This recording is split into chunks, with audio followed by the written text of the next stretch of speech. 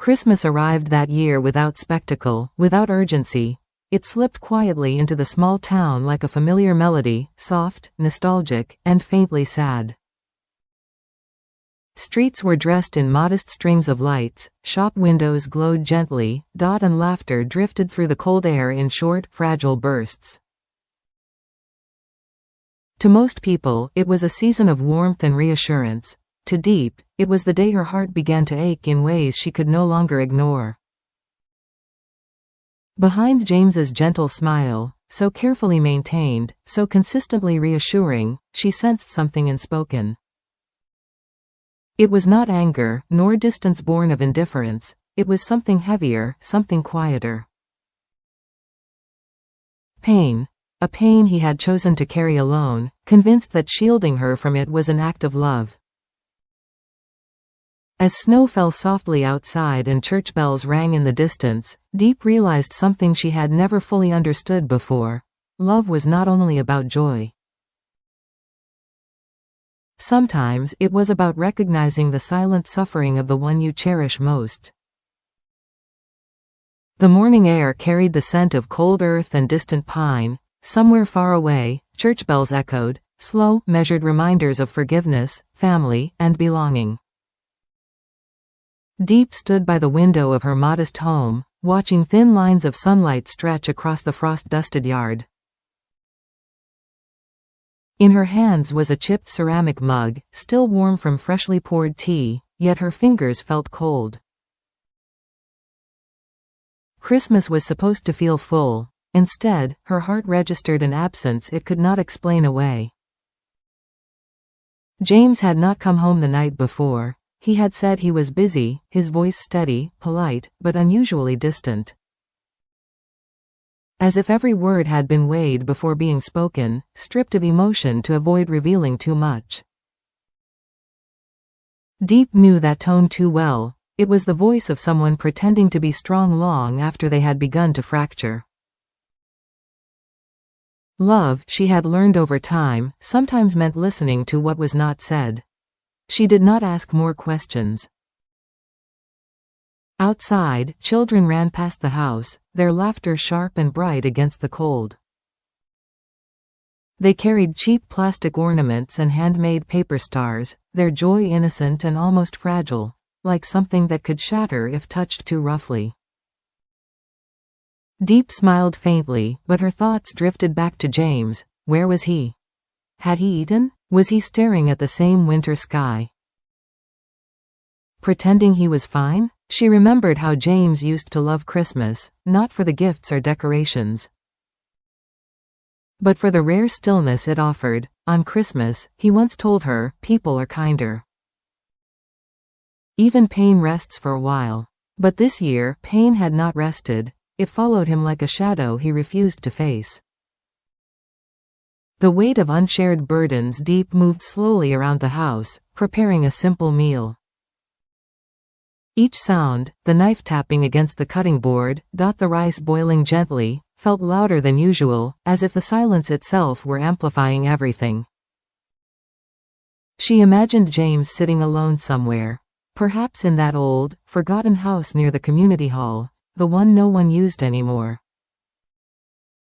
A place that mirrored his state of mind, neglected, burdened, and quietly collapsing. He carried responsibilities he believed no one should share. She wanted to call him. The thought tightened her chest. Her fingers hovered over her phone, then stopped.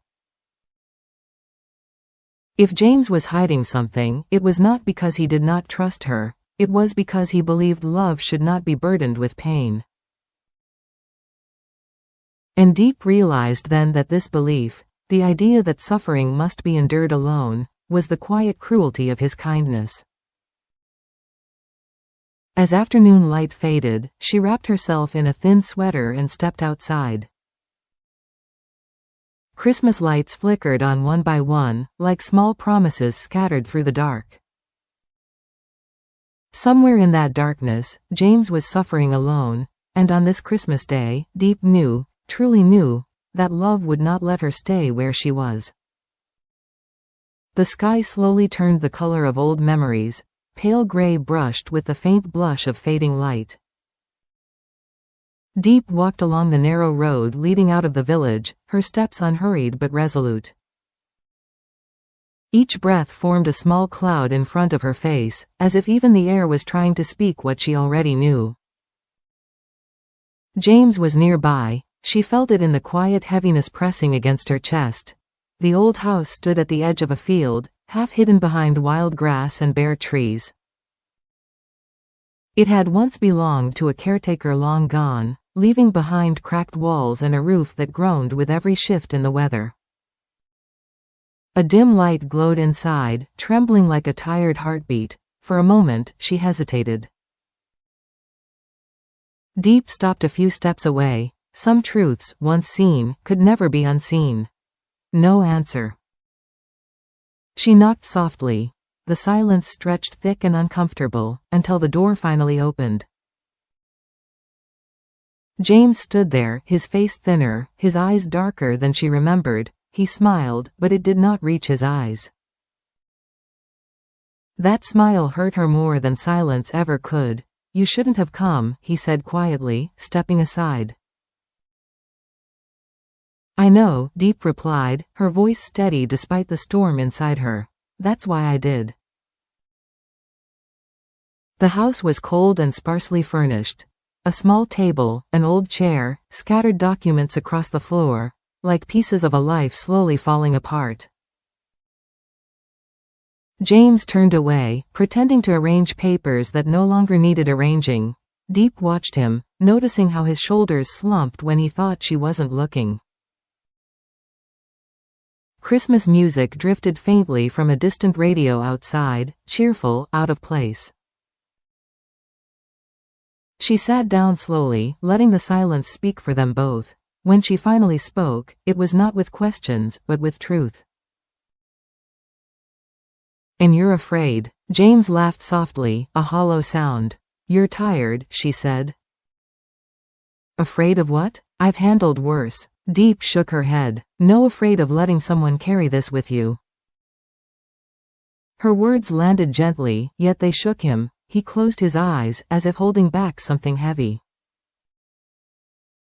In that moment, Deep understood. James was not hiding pain because he was weak. He was hiding it because he believed love meant endurance, not sharing. Outside, snow began to fall, slow, quiet, forgiving. Inside that broken house, Christmas did not arrive with joy or gifts. It arrived with truth. Night fell carefully, as if tiptoeing into the world, unwilling to disturb fragile hearts. The single bulb above them flickered, shadows stretching along the walls, turning ordinary objects into reminders of things left unfinished. James finally sat down across from her. For the first time that day, he did not pretend to be busy. His hands that had built companies, signed contracts, carried responsibility, now trembled slightly in the quiet. "I didn't want you to see me like this," he said, strong. "Everyone expects me to be fine." Untouched, Deep looked at him, her eyes soft but unyielding. "That's the part that scares me," she replied. "Your loneliness." His breath caught. "Not your weakness." Slowly, the story unfolded. Missed phone calls, family conflicts buried under pride. Nights spent awake pretending work mattered more than rest, more than home. She did not interrupt. Deep listened. "There are days," James admitted, "when I don't know who I'm doing all this for." She moved closer, then stopped doing it alone, she said. Knelt so their eyes met. Life isn't meant to be survived in silence. Strength, Deep realized, was not the absence of pain, but the courage to let someone witness it. Nothing was healed overnight. Nothing was magically fixed. But for the first time in a long while, James was no longer alone. Christmas morning arrived without announcement. And that was enough to begin. Pale light slipped through the window.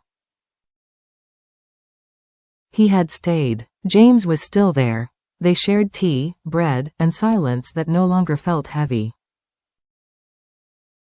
I used to think holidays were for people who had nothing to run from, James said quietly. Now I think they're for people brave enough to stop. Stopping, Deep knew, did not mean giving up.